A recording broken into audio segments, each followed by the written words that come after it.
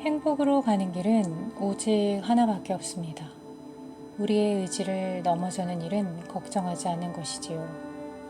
에픽테토스. 안녕하세요. 오늘은 걱정을 해결해줄 마법의 책, 데일 카네기의 자기관리론을 보도록 하겠습니다. 걱정과 근심이 생길 때마다 이 책을 읽으면 마음의 평화와 감사, 삶의 기쁨을 느낄 수 있을 것이라고 확신합니다. 그럼 인상 깊은 내용들을 살펴보도록 하겠습니다. 오늘을 충실하게 살아가라. 우리는 멀리 희미하게 보이는 것을 보려 하지 말고 눈앞에 분명히 놓여 있는 것을 행해야 한다. 토머스 칼라일. 윌리엄 오슬러경은 예일 대학교 학생들에게 그의 성공 비결은 오늘의 삶을 충실하게 살고 있기 때문이라고 설명했다. 여러분 한 명 한 명은 그 커다란 여객선보다 훌륭한 기관입니다.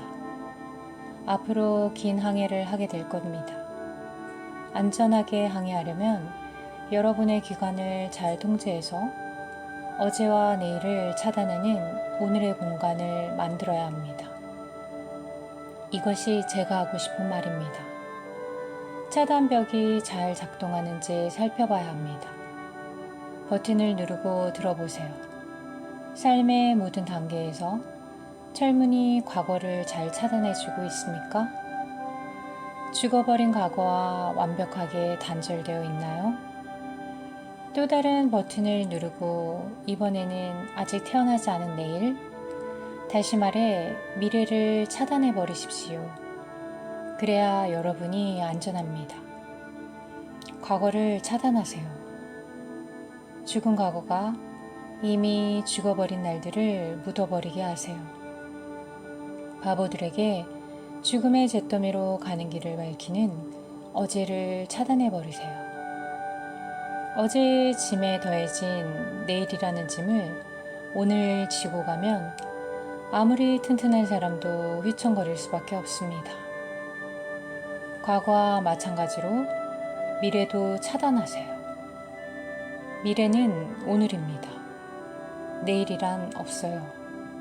여러분이 구원받아야 할 날은 바로 지금입니다.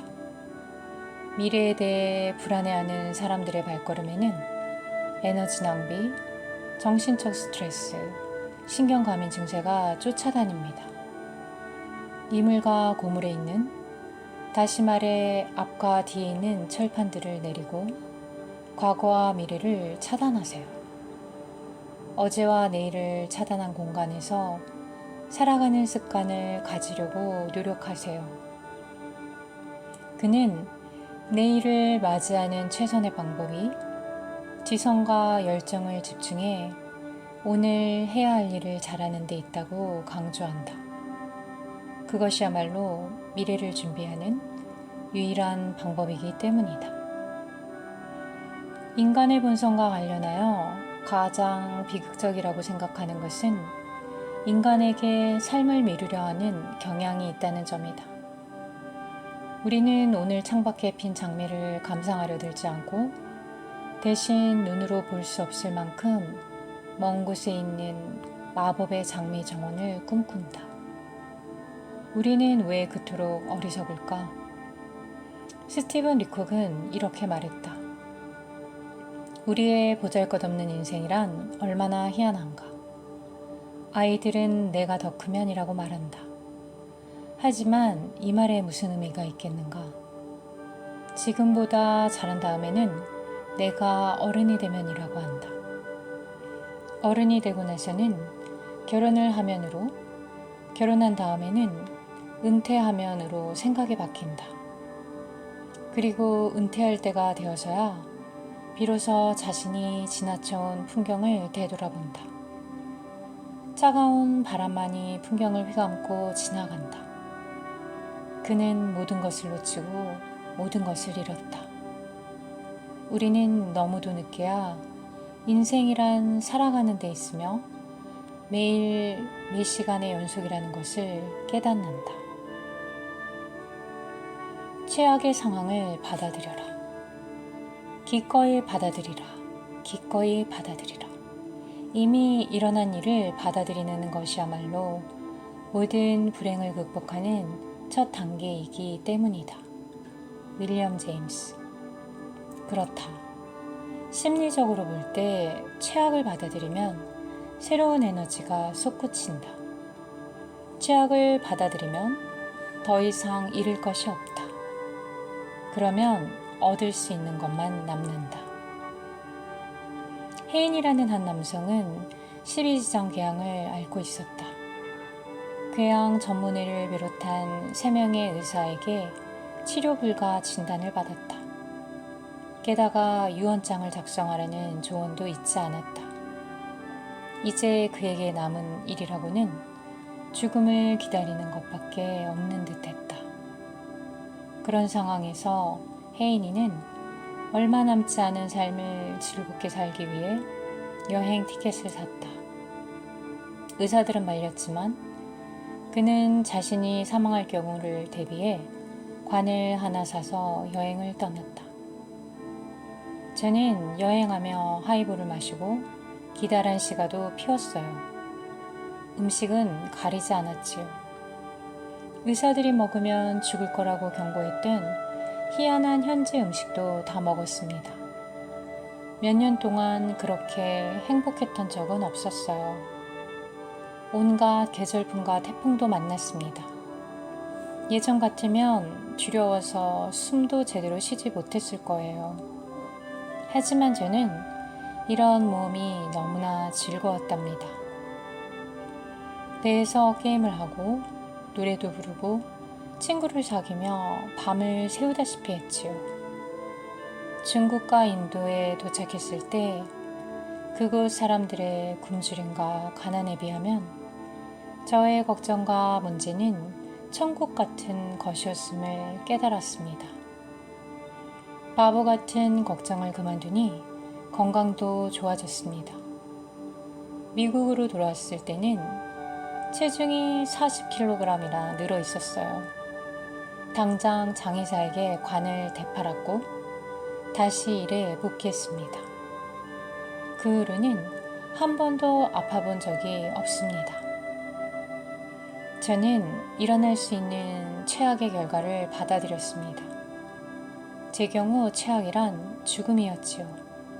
그리고 남아있는 삶을 최대한 즐기려고 노력하는 게 최악의 상황을 개선하는 것이었습니다.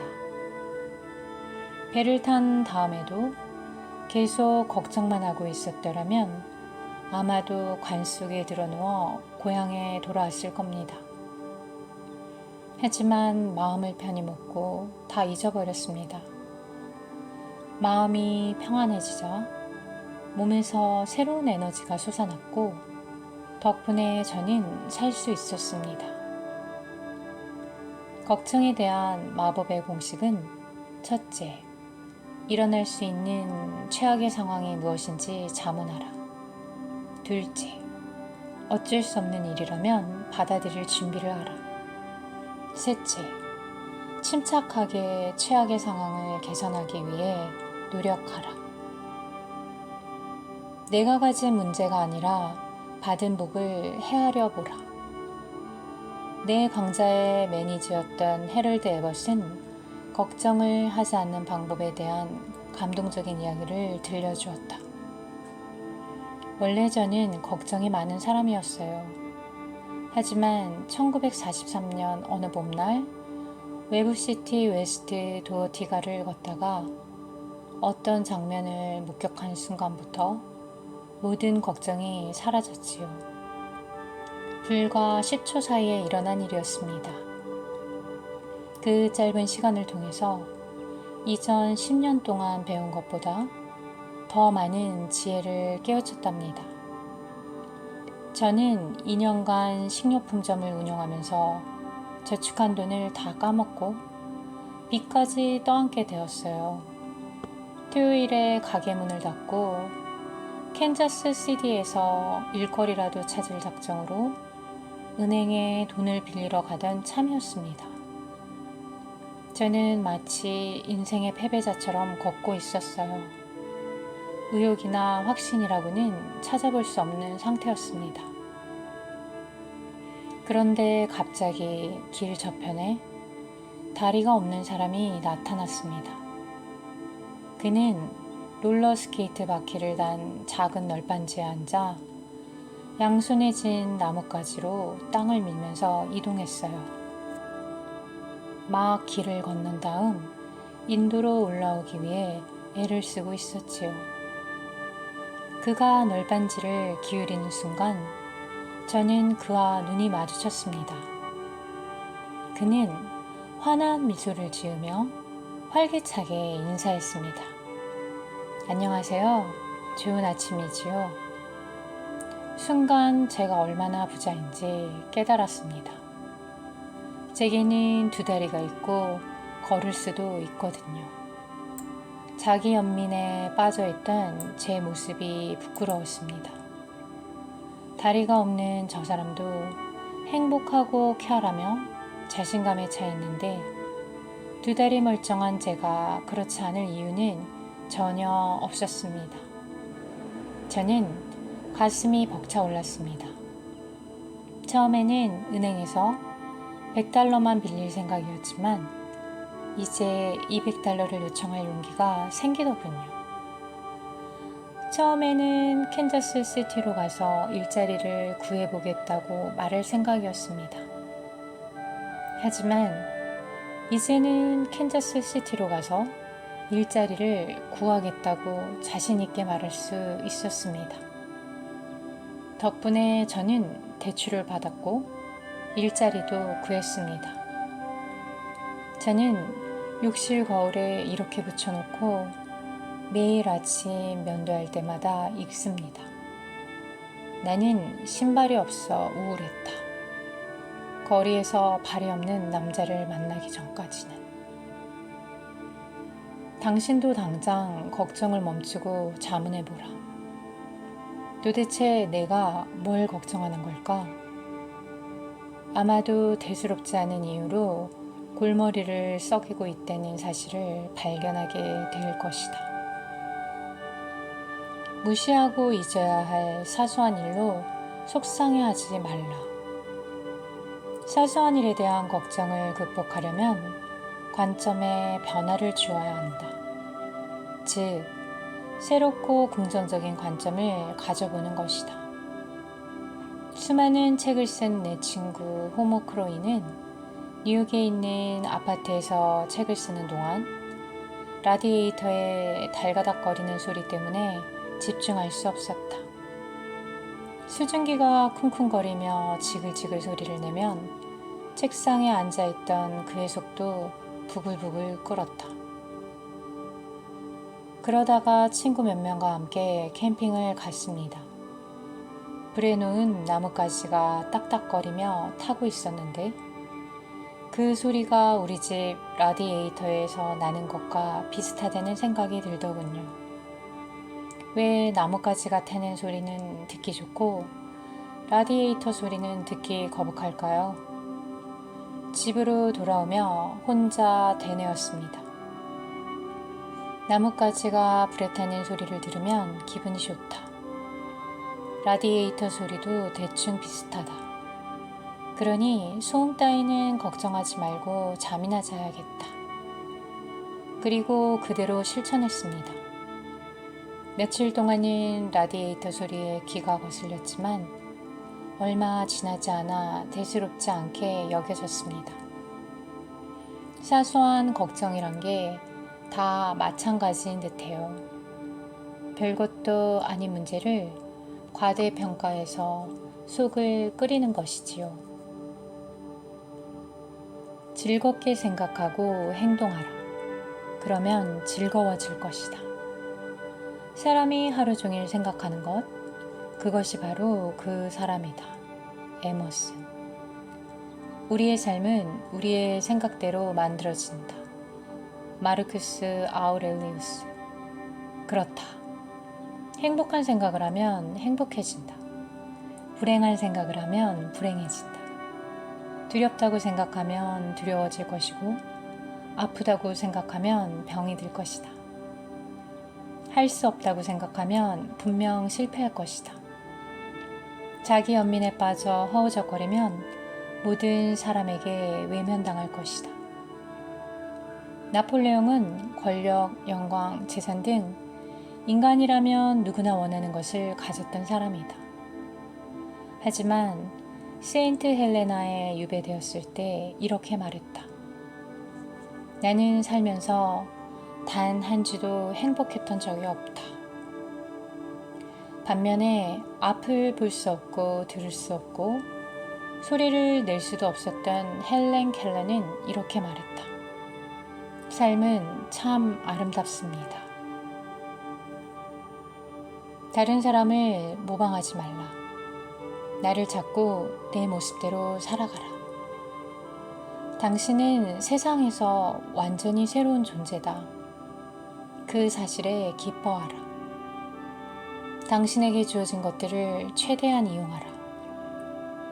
결국 모든 예술은 자서전과 같다. 당신은 당신 자신만이 노래할 수 있고 당신 자신만을 그릴 수 있다. 당신은 당신의 경험, 환경, 유전이 만든 존재가 되어야 한다. 좋은 쪽으로든 나쁜 쪽으로든 자신만의 작은 정원을 가꿔야 한다. 잘하건 못하건 간에 인생이라는 오케스트라에서 자신에게 주어진 작은 악기를 연주해야 한다. 운명이 레몬을 건네면 그것을 레모네이드로 만들기 위해 노력하라.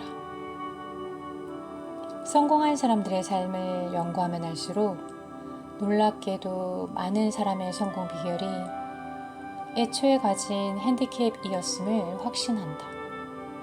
핸디캡을 극복하고자 더욱 노력한 결과 더 많은 보상을 얻게 된 것이다. 윌리엄 제임스의 말대로 우리의 약점은 예기치 않게 우리를 돕는다. 그 말이 맞다. 밀턴이 앞을 볼 수 있었더라면 그처럼 뛰어난 글을 쓸 수 없었을지도 모른다.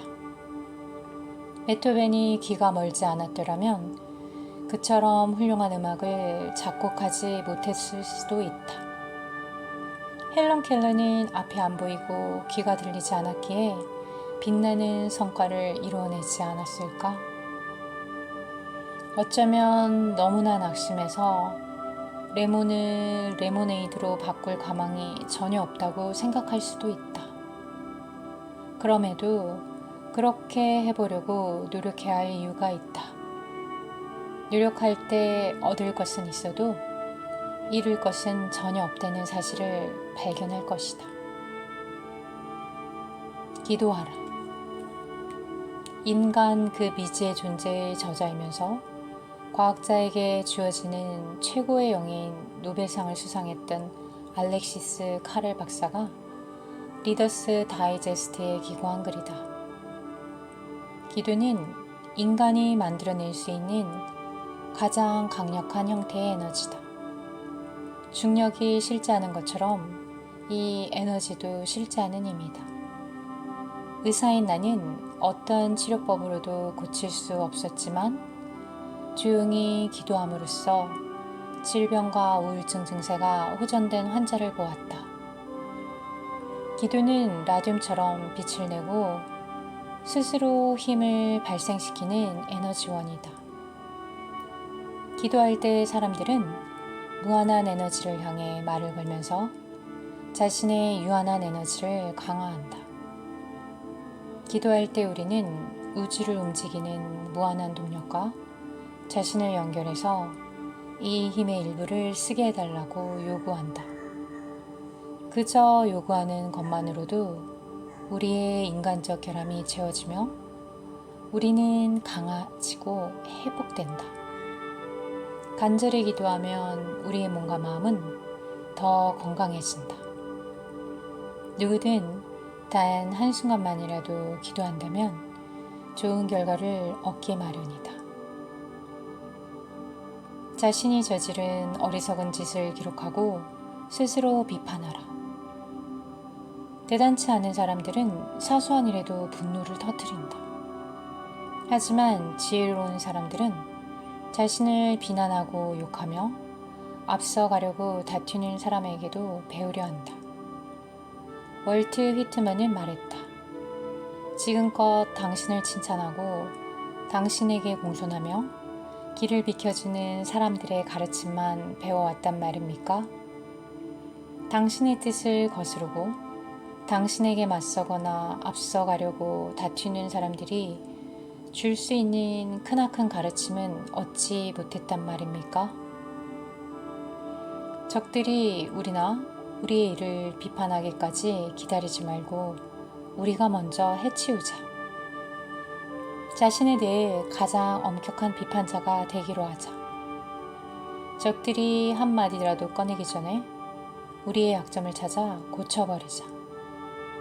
이것은 찰스 다인이 썼던 방법이다.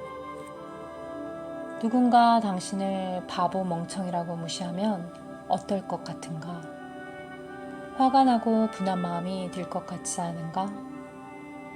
링컨 행정부의 국방장관 에드워드 스탠턴이 한 번은 링컨을 바보 멍청이라고 불렀다. 링컨이 자신의 업무에 개입해서 화가 났기 때문이다. 스탠턴의 이야기를 전해 들은 링컨은 차분하게 말했다고 한다. 스탠턴이 나를 바보 멍청이라고 불렀다면 그 말이 맞겠지. 그는 매번 옳은 이야기를 하니까 말이야. 내가 직접 만나봐야겠어. 링컨은 실제로 스탠턴을 찾아갔다. 스탠턴은 잘못된 명령이라고 링컨을 설득했고 결국 링컨은 마음을 돌려 명령을 철회했다. 이처럼 링컨은 근거가 있고 도움을 주려는 진지한 마음에서 나온 비판이라면 모두 반기는 사람이었다. 당신과 나도 이런 비판을 기꺼이 받아들여야 한다. 여기까지입니다. 데일 카네기의 인간관계론도 올려져 있으니 시청 부탁드립니다. 두 사람이 감옥 밖을 내다보았다. 한 사람은 진흙탕을 보고 다른 사람은 별을 보았다. 당신은 전자인가요? 후자인가요?